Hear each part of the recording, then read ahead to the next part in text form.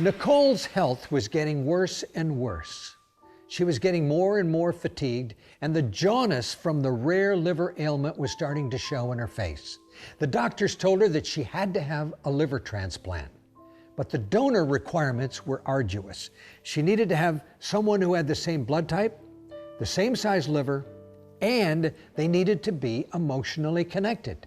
Every single candidate that the doctors interviewed was disqualified. Well, Nicole's spirits were sagging when she got that invitation to go to a NASCAR event. It was about 900 miles from home, and there were 125,000 people in the stadium. All that noise, all the engines revving, it was lifting her spirits. And that's what she said to a young man who was seated next to her. Well, pretty soon they started chatting, and they introduced each other. And his name was Jess, and he said, "I know you. I ride with your mother in a carpool to work every day." Wow, what are the odds of that? 900 miles from home and 125,000 people in the stadium? Well, they started chatting, and they continued that chatting when they got back home.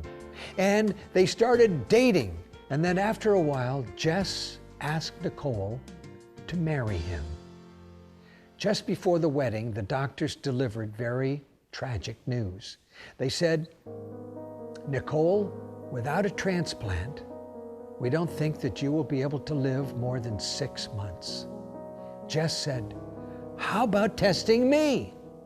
And so they did. And then, unbelievably, he had the right blood type. He had the same size liver. And because they were about to be married, they were emotionally connected.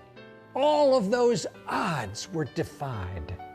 Well, the wedding took place, and instead of going on a honeymoon, they checked into the hospital.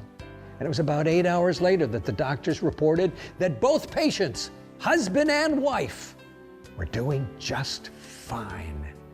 What an unbelievable series of God winks.